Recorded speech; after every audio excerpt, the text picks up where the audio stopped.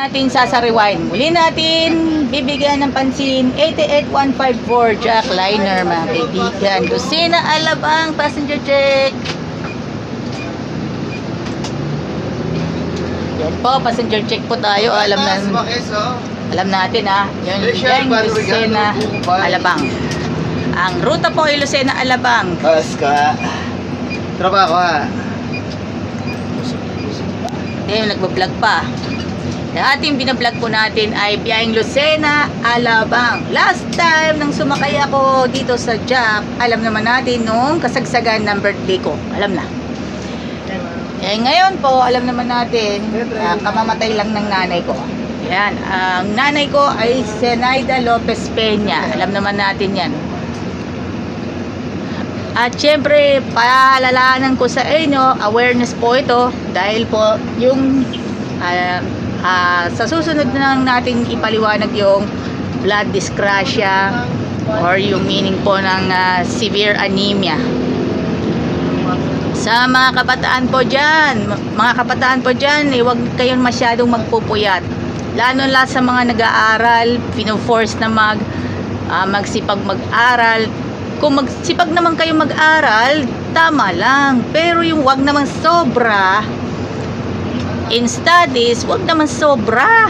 Alam na kasi parang manipis yung system. Yan. Kung makikita po natin, yan, yan.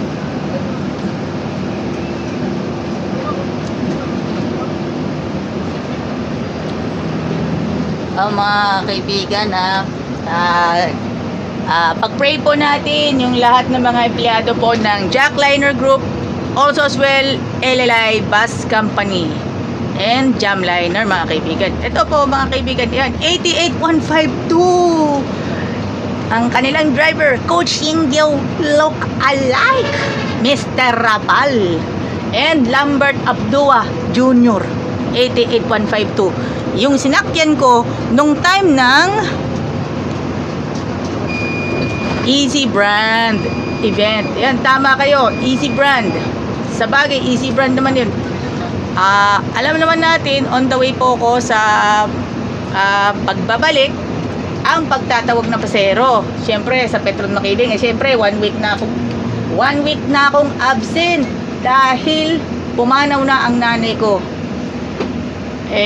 Nako, may mga pagkakataon na may mga sumang-ayon at meron namang hindi sumang-ayon. Yung hindi ko pwede masasabi yan dahil po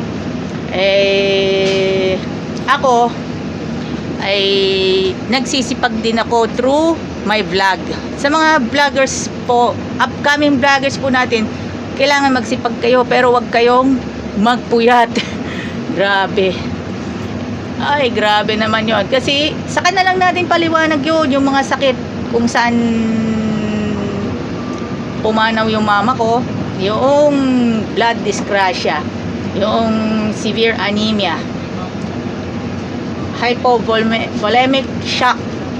Saka na lang natin i-discuss yung meanings na yun. Kasi siguro, eksperto na lang ang magsabi niyan.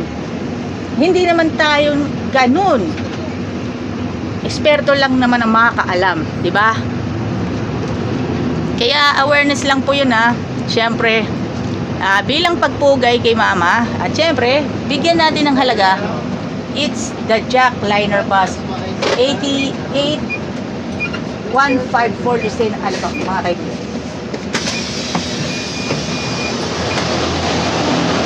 At ang ating pagkakakilala naman bibigyan natin ng halaga at syempre tayo po ay kumusta ang lahat at bibigyan naman natin ng pagpapahalaga when regards to systematic way. Yan, bibigyan natin ng kung ano naman ang meron lang sa atin. Syempre Salamat po. Bilang tao magpakatatag. Alam na kapag alam na kapag may kwento. Siyempre, may kwento po tayo. Ito, makikita po natin ang naka-red light. Saka na lang mag-green light.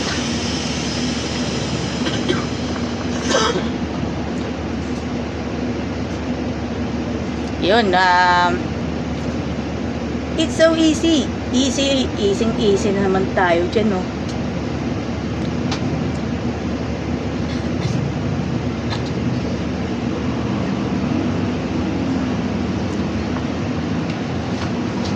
Mga kaibigan, dyan tayo. Ayan, dyan natin makikita yan.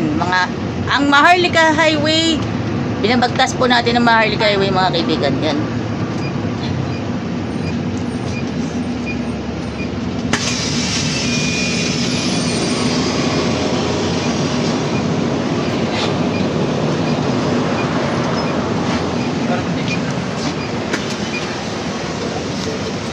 Yan, makikita po natin at